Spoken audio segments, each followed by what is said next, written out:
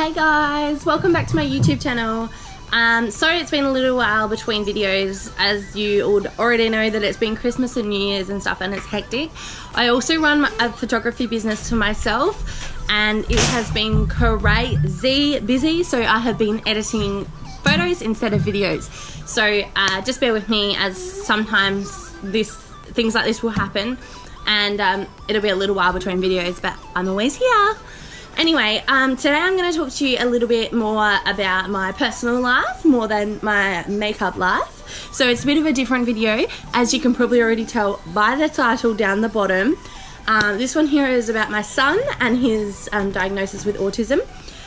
And I'm just going to talk to you about how he was diagnosed in this one, and little bits and pieces like from earlier on in his life, more so than what we're dealing with now. Because I quite often get asked these questions, especially from people who may or may not think that their child is on the spectrum. So I get asked a lot of questions, and I'm obviously, because I'm making a video like this, I'm more than happy to talk about it because it is what it is. So I'm probably going to do this in a few part series, so watch out for the other ones as well coming up, because I'm going to do a few about like our daily life with Charlie and like the good things as well as the bad things, because obviously like, we love him to pieces. There are some really great things about his autism and things that we've learnt as well along the way, which has been really great just to learn from. It's a great learning experience, and it's just opened our eyes up to the world, I guess. So anyway, Charlie was born in October 2012. He was a typically developing child. He was born nearly 4 weeks early, 7 pounds, so a great weight. Didn't need to go into a little humidity crib or anything like that, so he was come out and he was great, he was fine. There was no problems at all that we can think of, and like he was typically developing to us. Like he met all of his milestones as a baby growing up, so he was smiling at the right time, cooing, laughing, crawling, all of the things that a typical baby does at the right time. So for us, we had no idea that he was autistic, and to us he was quite a social baby as well. He was always very happy, he was a great sleeper, great eater, just a great all-round baby, and for us it was a blessing because it was our first baby. Anyway, so fast forward to about the time he was about 13 months old, and he hadn't started walking yet, so I got him in to see the doctor, and I think it might have actually been for his immunisations or something like that, or something routine anyway. And I just quickly asked the doctor, oh, he's not walking, but he is quite capable of walking along the couch and stuff like that, but didn't have the confidence to like take a few steps. And the doctor said, oh no, this is fine, like, you know, he's going to be fine and he'll walk. And it was just me being me, and I'd just seen all of his peers developing and walking and stuff like that. Anyway, with a little bit of encouragement, he did eventually walk at around 15 or 16 months old, which to me was quite late, but it really wasn't when I see a lot of other children now who are like a bit later walking and things like that. Once he started walking, all that he would do is he would hold a object, whether it be a bottle or I don't know, just a toy or something in his hand to walk around. That was just like safety thing. I didn't really think much of it. Again, he's a baby, it doesn't matter. He was walking, I was proud of him.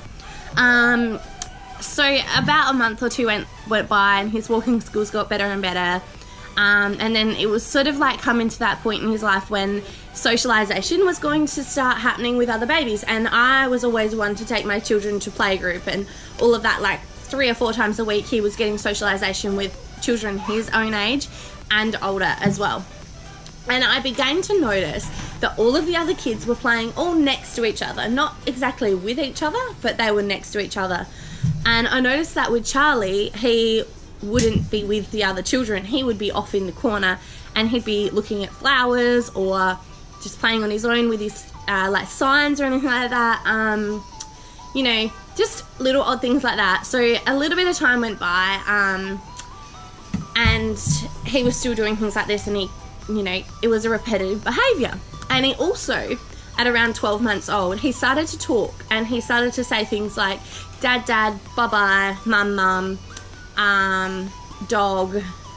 He had like 6 or 7 words that he was using in the proper context. And at around 16 months old, I think, like, yeah, about 16 months old, he completely dropped his words. And I thought, oh, this is really strange, because he was progressing so well, and then he just regressed. And so I got him into speech pathology, and the speech pathologist gave us a few tips and whatnot, and I reckon that was about when he was about 18 months old, I finally got him into speech. So it wasn't a huge concern, but we were looking at like how to encourage him to speak and things like that, which really did help, would help a typically developing child. And at that point, none of us knew that he wasn't typically developing. So along that same timeline, he was withdrawing himself from playing with other children as well, and he had dropped all of his speech, and that's fine. And like a little bit more time went by, and I think it was his 2nd or 3rd speech pathology appointment, I brought up all these repetitive behaviours and bits and pieces that he was doing, like he was spinning around on the spot and just like looking at a fan, or he'd be lining things up and then running past them to see them in a different way. Okay, so I'd asked the speech pathologist about that, and she basically said to me, without saying it, because I said, oh, I think he might have autism. And she basically agreed with me, but couldn't really agree, because she wasn't a person who could diagnose, because she couldn't really say yes or no, but she could see the same traits. So we got him referred to the child development unit, and they were in Mount Gambier. And so I think within a couple of months they'd given us an appointment to go in there to get him assessed. And I have his assessment date was the 22nd of May 2014. So I was pregnant, heavily pregnant with my daughter Grace, and so about to give birth about a month before. This was about a month before, and we got his diagnosis for autism. So all of a sudden we had a special needs child, and I was expecting a newborn, so my life got hectic. They basically got us in a little room, and they watched Charlie. They interacted with Charlie for a little bit. Then they watched us. They watched Charlie and I together playing, and they could notice that like he was doing his traits straight away. And they basically just came out and told me that he had autism. Now, I didn't really think, much of it, because I already knew. So for me, it wasn't a shock. I had already looked into it, and I already thought, well, yeah, he ticks all the boxes. He's got to have autism. If it's not autism, I don't know what it is. So, yeah, we got that diagnosis and our diagnostic papers here. And that is basically how it came about. So when we got diagnosed, they gave us a referral to the paediatrician was there. That's right. The paediatrician gave us blood test papers to go get my blood test and my husband's blood test done for genetic factors, because sometimes like it's a genetic predisposition, and it's also really good to find out where it's come from. And we also got Charlie's bloods done too. And now I really wanted to get Charlie's bloods done because obviously, because he has autism, his eating's not great. He eats like 5 of the same foods all day. They're not the worst foods that you could eat. A lot of it is fruit, but at the same time, there's no meat in his diet. There's very, very little milks and cheeses and all of that stuff. So I was really worried about his health as well. So we got his bloods done, and that came back with he was severely anemic, which is pretty normal for someone who isn't eating really any iron. And the other thing was that he came back and he had chromosome 2211.2 distal deletion syndrome, which is this one. And basically this is actually called DeGeorge syndrome. I don't really know a lot about it. All I know is that a lot of the time people with it have heart defects and a lot of heart problems, and also developmental delays, which is basically causes autism, and it is also genetic, so there's a fair chance of Grace having it as well. And it's just basically like my husband and I's genes just didn't go well together, and we didn't want to find out who was the cause of that, so we never got our blood tests done. Like for Chris and I, we were just like, we didn't need to know. It is what it is. We can't reverse it. It's already happened. It's here. So he's got that, and then we got him a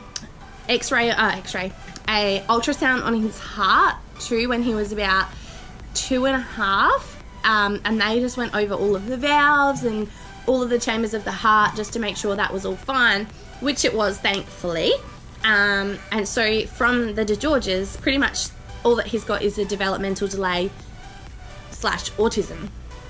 So at least we have a little bit of a background of why he has autism.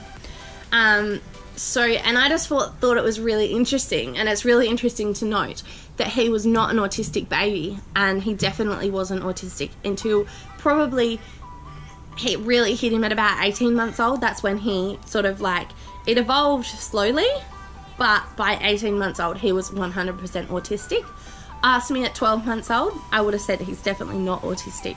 So that's one interesting thing to point out, that it was it was later onset autism, which was just interesting to like hear about and to know about. It's actually quite common. Yeah, so we found out he had autism, so ever since then he's been through speech, usually like monthly or every few weeks, and OT appointments every month as well. And he also has psychology appointments, which I go to. Obviously he can't talk, so I go there for strategies to help him. And yeah, so it makes our life really hectic, I think, just having so many appointments for him all the time. Although we do get respite care now that he's old enough, so if we need to, we've got that. It's not a lot, it's only like an hour a week, I think, or no, yeah, it works out to be an hour a week, which is stuff all really. But I just use them up as I need them, so I can maybe get him in for a day instead of using him like every week and things like that. So that's no biggie. And I'm really thankful for the help that we get, especially now that he's on the NDIS. It's been a lot easier to get help, although sometimes we have to fight for that little bit extra.